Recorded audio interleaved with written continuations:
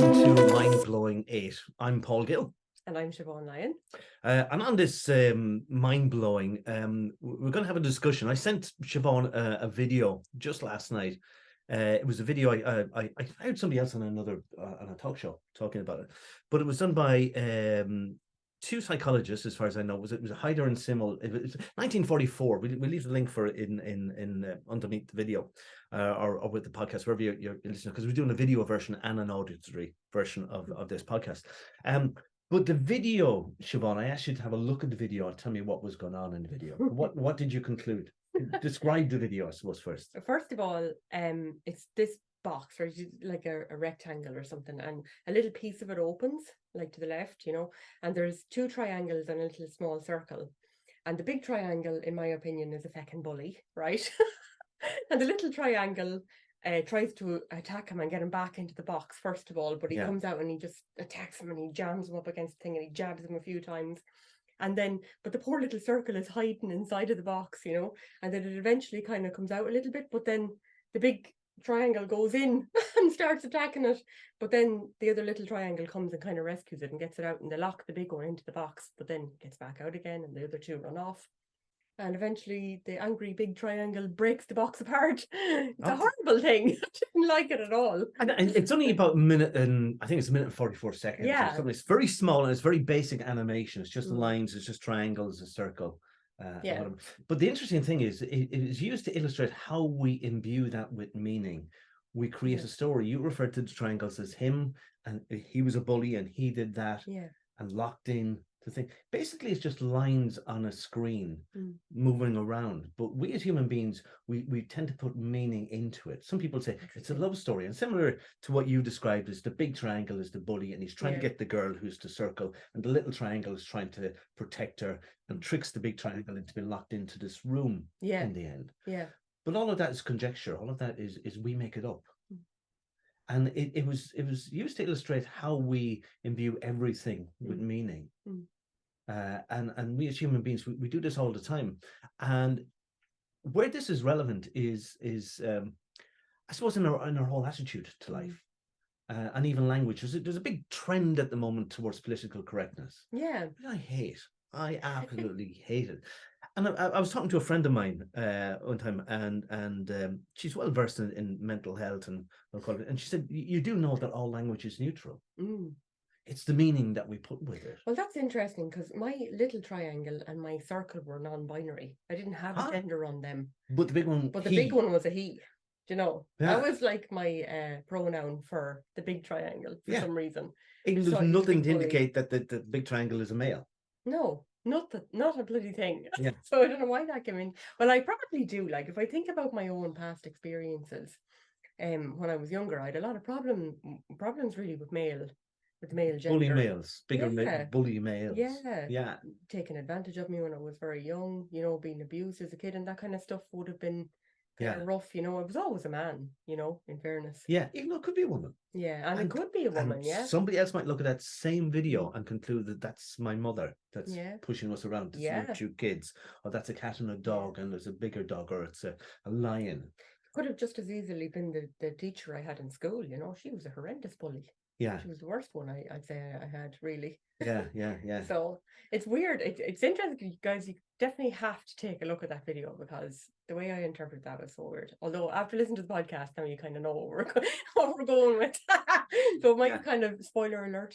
But you know the way psychiatrists will get people to look at lots of ink. On papers. What does that remind you of? Did you ever try that? Let us know in the comments down below. Yeah, I think you can do it. There's certain sites online where you can do it. You can, yeah. You can look it up. But you describe everything, like you're just looking at blots, basically look a bit like butterflies that have been flattened. Yeah. But some people say that's my mother, that's my childhood home. It's a butterfly. That's my lake where I fell in, and that's whatever. Yeah, they make different things out of it. Yeah, so the blots are just blots. They are, and the animation was just that animation. It's the meaning that you put into it. And it's the meaning that you put into every situation in life. Yeah. Like, glass half full, glass half empty. It's a glass with liquid in it. And it's the association that we put in that. And this illustrates why, we all live in the same world. But we don't all see it the same way. Oh yeah, we've got completely different views. completely different. And that's why some people can be very positive in a negative situation, and other people are just negative. Yeah. And then when you think of it, if you're negative, and negativity has its place, as I think I may have said in a previous podcast, negativity keeps you safe. Says don't cross that road with a blindfold on, don't put your hand into that kettle of boiling water, don't don't. And it's trying to keep you safe, but sometimes it's overreacting to situations. So we all live in the same world, but we don't see it the same way. So people who are negative, or people who maybe worry a lot, they're seeing the world through a particular lens that isn't necessarily true. It's not necessarily factual, but it is true for them. Well, that's a lot of the work that we do when we're using CBT. That's cognitive behavioral therapy. You're kind of getting a person to think about the way they think and why they think that way and how it makes them feel when they think that way. You know, so you're really opening up, like, do they catastrophize different situations? Do they overthink it? Are you constantly searching out the danger in things, and that whole piece then around the amygdala as well. And, what the fight, fright, and freeze. No. Flight. Fight or flight. I always get really tongue twisted. Even when I'm in sessions with people, I get really fucking tongue twisted around it. You know that, yeah. Do you know that thing I'm talking about? Actually, my hand looks really weird when it goes up to the camera. You've got big hands when you're on the camera. That's why I keep my hands down here, because I tend to talk with my hands and they'll fill the whole screen. But I had somebody in my clinic recently, and she illustrated wonderfully how we take for granted the way that we think. Yeah. And sometimes we not necessarily think that the whole world should think as we think, but we tend to align ourselves with like-minded people who do think, and people who do see the world through the lens that we do. And this lady had a bit of self-sabotage going on. Oh. And there's always a reason for that. And she was holding herself back in her career. And she was kind of saying, and she set it up beautifully herself. She said, like, there's a voice in my head kind of going, you're not good enough. You're going to be found out. Imposter syndrome. They're going to know.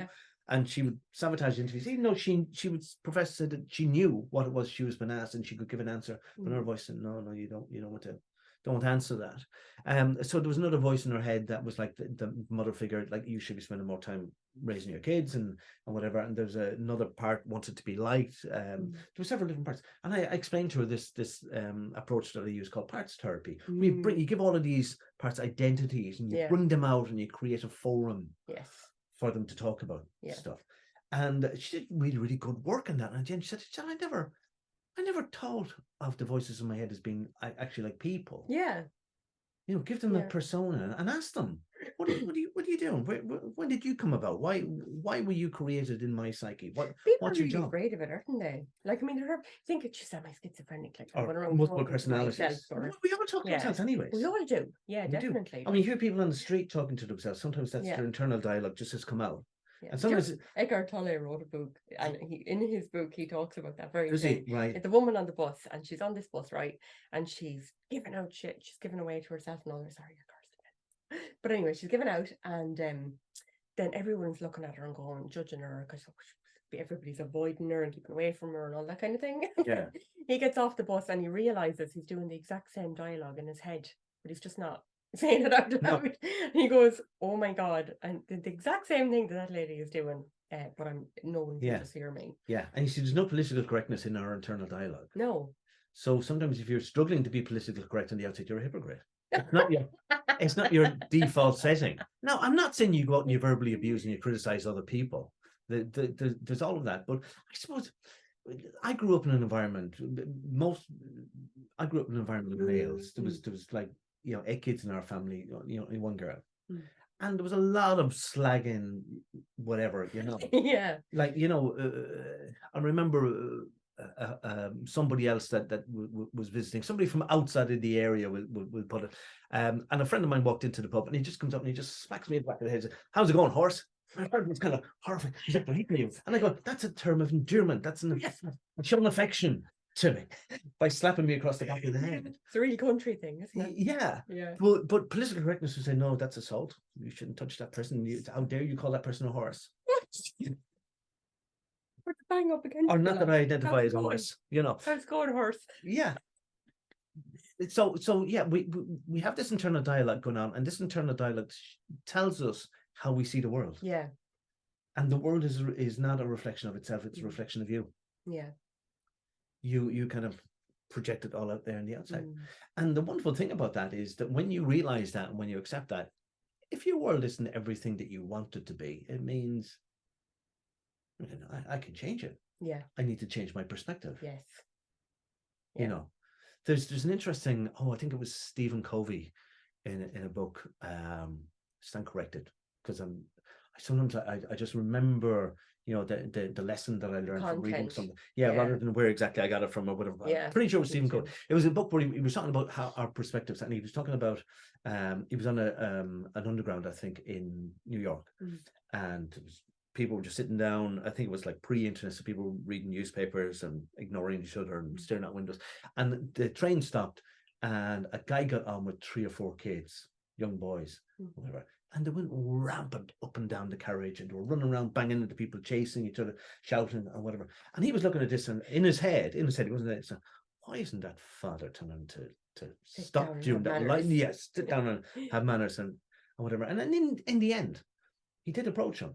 And he said to him, look, your kids are a bloody disgrace. Like they're causing havoc up and down the carriage and all the rest. And the father just looked at him and he said, I don't know how to tell them that their mother's just died of cancer in hospital. And he said, when I tell them, they'll never be the same again. And I just want them to have their joy and their happiness and their freedom. And suddenly he saw it from a different perspective. He said, no, it's okay, it's fine. Let them run up and down. Leave them go. Yeah. Now the behavior was still the same behavior, but now he had no objection to it because he changed his perspective. Yeah. He had empathy now.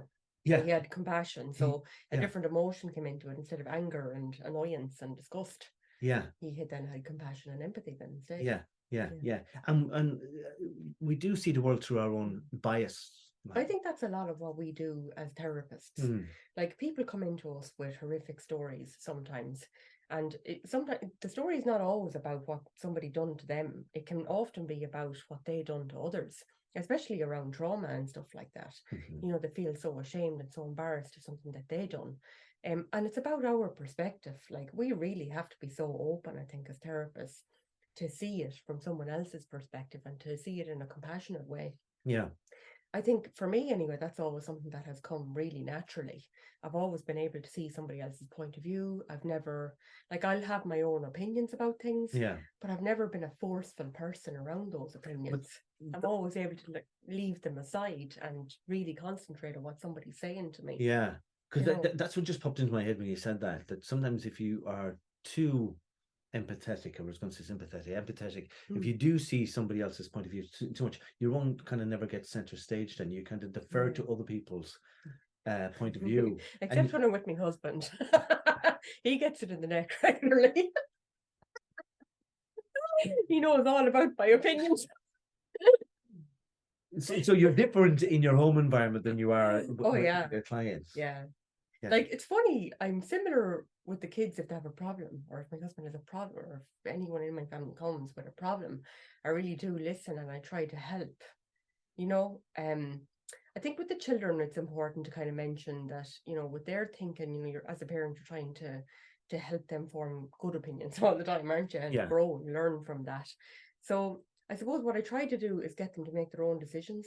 I try not to get too parenty. Some parents get very you shouldn't do this and you have to do that now. I try not to get involved, and when they come with a problem, I listen and I reflect back what they're saying to me. Just nice, gentle reflection. God, I'm hearing that was really hard for you, to cope with that person's behavior today. And then they're like, yeah, but they don't want you to tell them what to do. This is my point. To figure it out. Sometimes with a client, they'll voice an opinion, and I will deliberately do the opposite opinion, just to not so much to provoke a reaction, but to shift them. To kind of go, well, how is it that where did you begin to believe that opinion? Where did that come from? Yeah. And you kind of go, where did that come from? Yeah. But I did hear somebody talking one time about, sometimes if you're best friends with your kids, you're not being a parent. Your parents, your kids expect you to be a parent. Oh yeah, you have to have rules. So isn't there limits and things, so isn't there a kind of a boundary or limitation where you do have to step in and say, no, you're not doing that. I don't care what your opinion is. You're not doing that. Yeah. Yeah, like I agree. You can't let them do everything that they want to do or have everything they want to do. But I suppose in terms of issues or problems that would come up for them or different thinking styles, it's important to let them figure some stuff out. It is, but you see, I again, like the example I gave a few moments ago, I was on a beach somewhere and it was nice. I sit beside people who don't speak English because I just kind of want peace. So while I've some understanding of foreign languages, little bit of French, a little bit of German or whatever. By and large, if somebody's talking beside me and they're speaking a different language, it doesn't affect me. I'm just relaxed. But I was on this particular beach and there was this young family and they were British. Oh God. They had two boys around 7 or 8 and they did literally run rampant. She was getting sand into people's faces that were running now, and the mother was lying there and she's going, oh, please stop doing that, stop it, don't be careful going near the water and whatever. I go, you brought them to a beach, there's lots of water, will you get up off your and just tell them you can't be whatever about having fun around, you shouldn't be annoying other people. And this it was annoying, it wasn't a kind of that they just did it once or twice, but they were continually at it. Oh God. And I was just so relieved when they left that beach that day. And I thought, like, that's a lack of parenting. But to me, it's a lack of time spent with the kids. I always think, like, if a child has behavior like that, that's destructive behavior. Yeah. And it's not acceptable for other people. Like if they're getting sand kicked in their eyes every 5 minutes, like what they're saying basically, in my opinion, is, Mom, come and play with me, Yeah. So they're doing everything they can in their power to get her attention. Well, I don't know. The mother is definitely not being a parent in that moment. She's just letting them do stuff. And if they do stuff that's harmful. Yeah. Again, another example where I was just before we go away from that, I would say distract them then with something positive. Yeah. You don't have to say, I'm going to cut the arse off you. Sit down and behave yourself. You don't have to get aggressive or violent or angry. You just have to say, come on, let's build a sandcastle. Wait now, can anybody find seashells? Or let's go and look for, starfish or whatever. You need to get them active and into a thing, because I'm guessing they were kind of young enough, maybe 5, 6, 7. But another example that once where I lived, it was summer, I was painting the outside of the house. Yeah. And you paint the wall of the house a certain color and then the plinth a different color. And I'd taken a break and I'd left the paint cans there and the paintbrush. And this family called. I sat down, have a cup of coffee with them outside. And then I turned around and the little girl, she's about 4, she's picked up the paintbrush and she's brushing the wrong color on the wall, whatever. And I'm goes, please stop doing that. And the child ignores her, continues, and goes, I'm going, stop. And then she looks at me for like she was ruining my and the parent was just content to say, stop doing that. And the same family then, on a different occasion, I was watching something on telly in the sitting room, and the father was sitting beside me, and the kid got up and he literally went and he grabbed both sides of the television and thought, no, stop doing that, stop doing it. And he's going to pull the bloody telly down and I had to get up. Yeah, that's dangerous. And I thought, that's not parenting. Yeah, that's copping out. Yeah. You're copping out at that stage. Yeah. I mean, clearly that's a dangerous thing. The wall thing, I would tend to think, okay, well, sure, you can paint back over it, but the mother should paint back over it, not you. It's like if you're going to let your kid do destructive things, well, then you've got to be accountable. You're accountable, not the child. So I do believe that when our children do things wrong, come to me. Don't give out to my kid. Tell me and I'll discipline my own child. Yeah, but you should be the first person to notice. Yeah. Well. And I should be the person to discipline my own child in whatever way. I suppose with me, I've come from a generation like when we used to be brought out somewhere, whatever, you were there, you stayed quiet. Yeah. And you didn't run off and you didn't do anything. Yeah. Until you got permission to do it. You weren't bold. You never, you never get back chat to adults and you never, whatever. So I'm coming from the other extreme, and maybe that's why it irks me. Maybe that's my stuff. Yeah, that I need to work on. You were brought up in a different way. Yeah. I was brought up in a home where you got slapped and actually got bet if you were bold. So or if you did something wrong.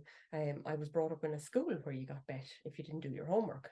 So my views and opinions and what I'd learned was very different to the way I parent today.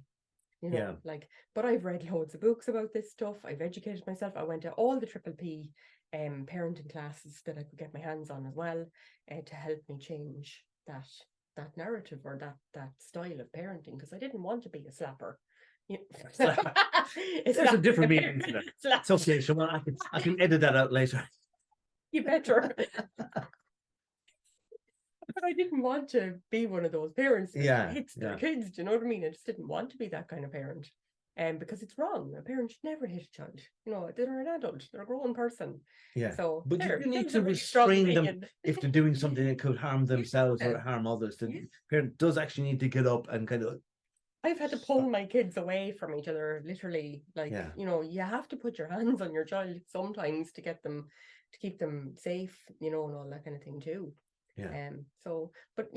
So any like final tips for people around managing their own mindset and their views? Well, this is the big thing in the podcast, I think, isn't it? Yeah. I suppose that the biggest thing is take responsibility for your opinion of the world, how you see the world. It's based on your life events and how you've interpreted those life events, how you've processed it or sometimes not processed it. So if the world isn't as you want it to be, you don't have to go out there and change the world. You go in here and you change your response to it. Yeah, Anthony de Mello, a lovely quote on that, actually. Instead of trying to carpet the world, put on a pair of slippers. And I just fucking love that. You know, because we do go out there and we try and change everybody else's views and opinions. Try to see things from somebody else's perspective. And that's what I always do.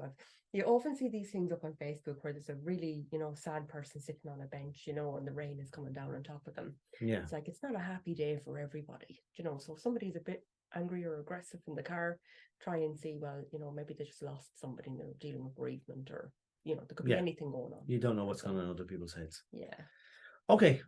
Like us, subscribe to us, comment down below. Yeah. Any questions? We'll be delighted to answer them, guys. Thanks. Bye-bye.